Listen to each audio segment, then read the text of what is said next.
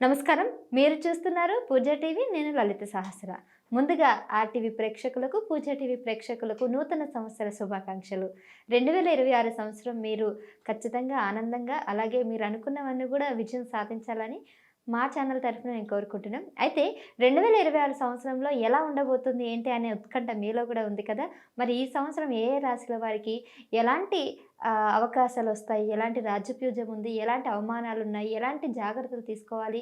So, ఏం చేస్తే వాళ్ళు పరిహారాలు ఎలా ఉంటాయి? అనే అంశాలన్నీ కూడా ఈరోజు మనం పూర్తిగా చర్చిద్దాం. మరి 2026 సంవత్సరానికి సంబంధించిన పూర్తి వివరాలు ఈరోజు మనకు తెలియజేయడానికి ప్రస్తుతం మన స్టూడియోలో ఉన్నారు ప్రముఖ జ్యోతిష్య వాస్తు నిపుణులు బ్రహ్మశ్రీ శ్యామ్ ప్రసాద్ గురూజీ. మరి గురువు గారిని అడిగి ఈ విషయాలు తెలుసుకుందాం. నమస్కారం గురుగారు. నమస్తే అమ్మా. శ్రీమాత్రేనమ్మా. గురుగారు, 6వ రాశి కన్యరాశి. మరి కన్యరాశి వారు ఈసారి ఎట్లా ఉండదు వాళ్ళకి? గ్రహస్థితిని బట్టి వారు ఖచ్చితంగా ఈసారి ఏమన్నా అనుకున్నది సాధిస్తారా? లేదంటే వారు కూడా ఈసారి చాలా ఇబ్బందులు పడతారా పోయిన సంవత్సరం లాగా? ఎట్లా ఉంది చెప్తారా? సాధారణంగా కన్యా రాశి వారు వారి కోసం కన్నా ఇతరుల కోసం ఎక్కువ ఆలోచిస్తుంటారు. అంటే వాళ్ళు తల్లిదండ్రులు బాగుండాలి, పిల్లలు బాగుండాలి, ఫ్రెండ్స్ బాగుండాలని ఆలోచించి వాళ్ళ కోసం ఎక్కువ ప్రయత్నం చేస్తూ ఉంటారు. ఇది సర్వీస్ ఓరియంటెడ్గా కనబడుతూ ఉంటుంది. దానివల్ల ఎప్పుడు కూడా వీళ్ళు హెల్పింగ్ నేచర్లో ఉంటారు. అటువంటి వారికి ఈ సంవత్సరంలో మాత్రం చాలా వరకు గురుబలం చాలా అనుకూలంగా రావడం జరిగింది. గురువు దశమ స్థానంలో సంచరిస్తున్నాడు. ఆ కారణం వల్ల ఏమవుద్దంటే మీకు వృత్తిలో పెద్దవారి సహకారం వల్ల కొంత అభివృద్ధి మీకు వృత్తిపరంగా కనబడుతూ ఉంటుంది. అలాగే ఎవరైతే ఈ రాశిలో ఈ మెడికల్ రంగంలో కానీ, విద్యా రంగంలో కానీ, న్యాయ రంగంలో కానీ ఉన్న వాళ్ళకి మంచి గుర్తింపు అన్నది రావడం జరుగుతూ ఉంటుంది. దాంతోపాటు మీకు మీ జీవిత భాగస్వామికి అంటే మీ వైఫ్కి కానీ, మీ హస్బెండ్కి కానీ మీతో సహకరించి కానీ, మీతో కలిసి కానీ ప్యారలల్గా ఉద్యోగంలో సహకరించడం కానీ, వ్యాపారంలో సహకరించడం కానీ జరగడం వల్ల మీకు మంచి బలం చేకూరడం జరుగుతూ ఉంటుంది. అయితే మే 31 తర్వాత గురువు 11వ స్థానంలోకి వచ్చినప్పుడు ఆటోమేటిక్గా మీకు గతంలో ఏదైతే ప్రయత్నం చేశారో, ఎక్కడైతే కష్టపడ్డారో దాని ఫలితం అన్నది మీకు మే 31 తర్వాత కనబడుతుంది. ఎప్పటిదాకా? అక్టోబర్ 31 దాకా.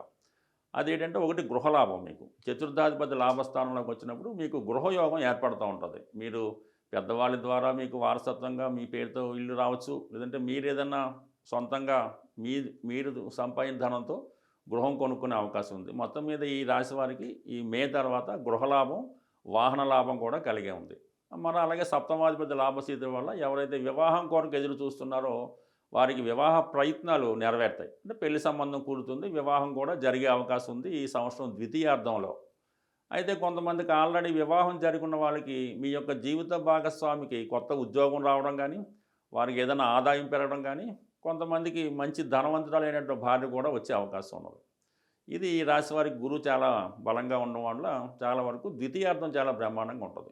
6వ స్థానంలో రాహు ఎప్పుడు కూడా మీకు మంచి విజయాలు తెచ్చిస్తూ ఉంటాడు. మీరు సినిమా రంగంలో ఉన్నా, ఏ రంగంలో ఉన్నా సరే మీరు ఎవరితో పోటీ పడినా మీకే విజయం లభిస్తూ ఉంటుంది. అవతల వాడు ఎంత గొప్పవాడైనా సక్సెస్ అన్నది మీకు రావడం జరుగుతూ ఉంటుంది. అలాగే అసలు క్రీడా రంగంలో ఉన్న, మీరు ఒక రాజకీయ రంగంలో ప్రవేశించిన, చిన్న స్థాయి పదవిలో ఒకవాటి ఎలక్షన్లు వచ్చినప్పుడు దాంట్లో కంపల్సరీగా మీరు విజయం సాధిస్తారు.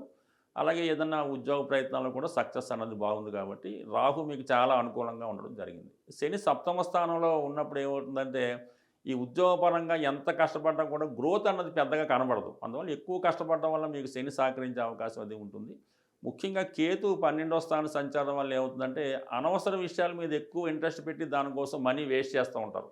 ఎవరినో ఒకరిని నమ్మడం, వారు చెప్పినట్టు చేయడం, వారి కోసం కొంత శ్రమ పడడం, తిరిగి అంతా వేస్ట్ అవ్వడం జరుగుతూ ఉంటుంది. అంటే కేతు 12లో ఉన్నప్పుడు అది ఆధ్యాత్మిక రంగంలో ఉన్న వాళ్ళకి, మోక్ష మార్గంలో ప్రయాణించిన వాళ్ళకి అనుకూలంగా ఉంటుంది. దైనందిన జీవితంలో మాత్రం కొంత ఇబ్బంది కలుగుతూ ఉంటుంది. కాబట్టి ఈ సమయంలో మీరు ఏదైనా స్థిరాస్తి కొన్నా, వాహనం కొన్నా, దేని మీదన్నా పెట్టుబడి పెట్టినా కూడా 1-2 సార్లు ఆలోచించి పెట్టుబడి పెట్టాలన్నమాట. లేని పక్షంలో ఈ సమయంలో ఎలా ఉంటుందంటే ధనం బయటికి వెళ్తాం మాత్రం తిరిగి రావడం కష్టం అవుతుంది. బట్ ఏదైనా కన్యా రాశి వారికి జీవితంలో ప్రధానంగా పెళ్లి, ఉద్యోగం రెండూ కూడా ఈ సంవత్సరంలో జరిగే అవకాశం ఉంది. స్వస్తి. ధన్యవాదాలు గురుగారు. చాలా చక్కగా 12 రాశుల విజయాలన్నీ కూడా మాకు తెలియజేశారు. చూసారు కదండి, శ్యామ్ ప్రసాద్ గురుగారు చెప్పినట్టుగా మీరు ఖచ్చితంగా ఆ రాసుల వాళ్ళు చాలా జాగ్రత్తగా ఉండాలి. అటువంటి పరిహారాలు చేసినా, పూజలు చేసినా గూడా మీకు మంచి ఫలితాలు వస్తాయని అయితే చెప్తున్నారు. అయితే 4 రాసుల్ని, 4 గ్రహాలని ఆధారం చేసుకొని నడుచుకున్నటువంటి ఈ రాశి ఫలితాలు ఆయా రాశుల వరకు అలా ఉంటుందనేది మనం ప్రత్యేకంగా మనకు మనం ఒక కన్సల్ట్ జ్యోతిష్యుని గనుక కనుక్కొని మాట్లాడినట్లయితే మీకు పూర్తి వివరాలు తెలుస్తాయన్నమాట. ఇంకా దీనికి సంబంధించిన మీకు ఎటువంటి సందేహాలున్నా గూడా కింద కామెంట్ రూపంలో మాకు అడిగినట్లయితే తప్పకుండా గురూజీ గారిని మరోసారి వీడియోలో మరి యొక్క విషయాలు, మీ రాశి యొక్క విషయాలు గాని అవన్నీ గాని తెలుసుకునేందుకు మనం ప్రయత్నిద్దాం. సో చూస్తూనే ఉండండి ఆ పూజ టీవీ. మీకు ఇంకా మరిన్ని విషయాలు త్వరలోనే వస్తూనే ఉంటాయి. నమస్కారం.